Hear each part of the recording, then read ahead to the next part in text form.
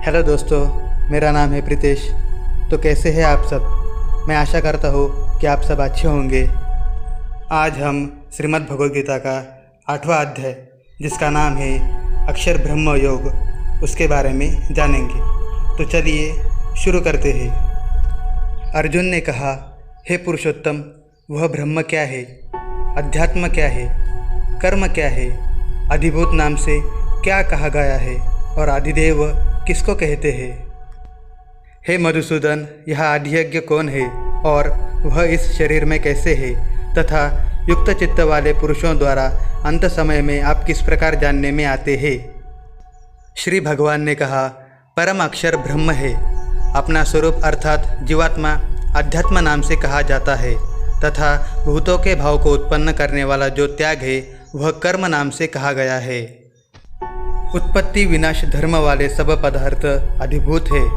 हिरण्यमय पुरुष अधिदैव है। और हे देहधारियों में श्रेष्ठ अर्जुन, इस शरीर में मैं वासुदेव ही अंतर्यामी रूप से अधियज्ञ हूँ।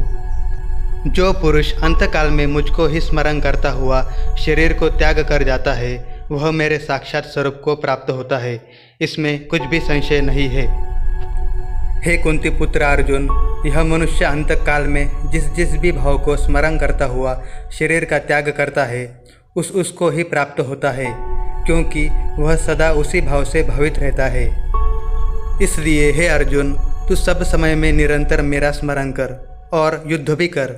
इस प्रकार मुझ में अर्पण किए हुए मन बुद्धि से युक्त होकर तू निस्संदेह मुझको ही प्राप्त होगा।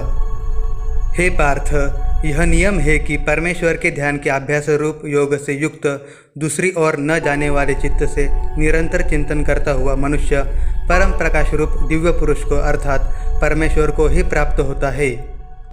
जो पुरुष सर्वज्ञ, अनादि, सबके नियंता, सूक्ष्म से भी अति सूक्ष्म, सबके धारण पोषण करने वाले अचिंत्य स्वरूप, सूर्य के सदृश नित्य चेतन प्रकाश रूप और अविद्या से अति परे शुद्ध सच्चिदानंद घन परमेश्वर का स्मरण करता है, वह भक्ति युक्त पुरुष अंतकाल में भी योग बल से भ्रुकुटी के मध्य में प्राण को अच्छी प्रकार स्थापित करके फिर निश्चल मन से स्मरण करता हुआ उस दिव्य रूप परम पुरुष परमात्मा को ही प्राप्त होता है। वेद के जानने वाले विद्वान जिस सच्चिदानंद घन परम पद को अविनाशी कहते हैं, आसक्ति रहित यत्नशील सन्यासी महात्मा जन जिसमें प्रवेश करते हैं, और जिस परम पद को चाहने वाले ब्रह्मचारी लोग ब्रह्मचर्य का आचरण करते हैं, उस परम पद को मैं तेरे लिए संक्षेप से कहूँगा। सब इंद्रियों के द्वारों को रोककर तथा मन को हृदय में स्थिर करके फिर उस जीते हुए मन के द्वारा प्राण को मस्तक में स्थापित करके परमात्मा संबंधी योग धारणा में स्थित होकर जो पुरुष ओम इस एक अक्षर रूप ब्रह्म को उच्चारण करता हुआ और उसके अर्थ स्वरूप मुझ निर्गुण ब्रह्म का चिंतन करता हुआ शरीर को त्याग कर जाता है, वह पुरुष परम गति को प्राप्त होता है। हे अर्जुन, जो पुरुष मुझ में अनन्य चित्त होकर सदा ही निरंतर मुझ पुरुषोत्तम को स्मरण करता है, उस नित्य निरंतर मुझ में युक्त हुए योगी के लिए मैं सुलभ हूँ, अर्थात उसे सहज ही प्राप्त हो जाता हूँ। परम सिद्धि को प्राप्त महात्मा जन मुझको प्राप्त होकर दुखों के घर एवं क्षणभंगुर पुनर्जन्मों को नहीं प्राप्त होते।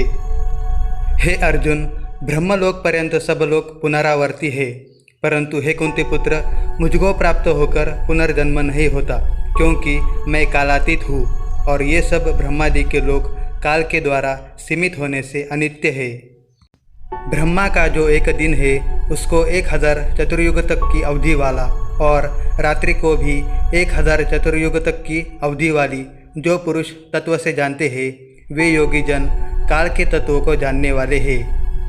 संपूर्ण चराचर भूतगण ब्रह्मा के दिन के प्रवेश काल में अव्यक्त से अर्थात ब्रह्मा के सूक्ष्म शरीर से उत्पन्न होते हैं और ब्रह्मा के रात्रि के प्रवेश काल में उस अव्यक्त नामक ब्रह्मा के सूक्ष्म शरीर में ही लीन हो जाते हैं। हे पार्थ, वही यह भूत समुदाय उत्पन्न होकर प्रकृति के वश में हुआ रात्रि के प्रवेश काल में लीन होता है और दिन के प्रवेश काल में फिर उत्पन्न होता है। उस अव्यक्त से भी अति परे दूसरा अर्थात विलक्षण जो सनातन अव्यक्त भाव है, वह परम दिव्य पुरुष सब भूतों के नष्ट होने पर भी नष्ट नहीं होता। जो अव्यक्त अक्षर इस नाम से कहा गया है, उसी अक्षर नामक अव्यक्त भाव को परम गति कहते हैं तथा जिस सनातन अव्यक्त भाव को प्राप्त होकर मनुष्य वापस नहीं आते वह मेरा परम धाम है। हे पार्थ, जिस परमात्मा के अंतर्गत सर्वभूत है और जिस सच्चिदानंद घन परमात्मा से यह समस्त जगत परिपूर्ण है वह सनातन अव्यक्त परम पुरुष तो अनन्य भक्ति से ही प्राप्त होने योग्य है। हे अर्जुन, जिस काल में शरीर त्याग कर गए हुए योगी जन तो वापस न लौटने वाली गति को और जिस काल में गए हुए वापस लौटने वाली गति को ही प्राप्त होते हैं उस काल को अर्थात दोनों मार्गों को कहूँगा। जिस मार्ग में ज्योतिर्मय अग्नि अभिमानी देवता है, दिन का अभिमानी देवता है, शुक्ल पक्ष का अभिमानी देवता है और उत्तरायण के 6 महीनों का अभिमानी देवता है, उस मार्ग में मरकर गए हुए ब्रह्मवेत्ता योगीजन उपर्युक्त देवताओं द्वारा क्रम से ले जाए जाकर ब्रह्म को प्राप्त होते हैं। जिस मार्ग में धूमाभिमानी देवता है, रात्रि अभिमानी देवता है तथा कृष्ण पक्ष का अभिमानी देवता है और दक्षिणायन के 6 महीनों का अभिमानी देवता है, उस मार्ग में मरकर गया हुआ सकाम कर्म करने वाला योगी उपर्युक्त देवताओं द्वारा क्रम से ले गया हुआ चंद्रमा की ज्योति को प्राप्त होकर स्वर्गों में अपने शुभ कर्मों का फल भोगकर वापस आता है। क्योंकि जगत के ये 2 प्रकार के शुक्ल और कृष्ण अर्थात देवयान और पितृयान मार्ग सनातन माने गए हैं। इनमें एक के द्वारा गया हुआ जिससे वापस नहीं लौटना पड़ता उस परम गति को प्राप्त होता है और दूसरे के द्वारा गया हुआ फिर वापस आता है अर्थात जन्म मृत्यु को प्राप्त होता है। हे पार्थ, इस प्रकार इन दोनों मार्गों को तत्व से जानकर कोई भी योगी मोहित नहीं होता। इस कारण हे अर्जुन, तू सब काल में समबुद्धि रूप योग से युक्त हो अर्थात निरंतर मेरी प्राप्ति के लिए साधन करने वाला हो। योगी पुरुष इस रहस्य को तत्व से जानकर वेदों के पढ़ने में तथा यज्ञ तप और दान आदि के करने में जो पुण्य फल कहा गया है उन सब को निस्संदेह उल्लंघन कर जाता है और सनातन परम पद को प्राप्त होता है। इस प्रकार श्रीमद् भगवद गीता का 8वां अध्याय जिसका नाम है अक्षर ब्रह्म योग समाप्त हुआ। आपको यह वीडियो कैसी लगी मुझे कमेंट करके ज़रूर बताएं और अगर आप चैनल पर नए आए हैं तो इसे सब्सक्राइब करना ना भूलें। मिलते हैं अगली वीडियो में।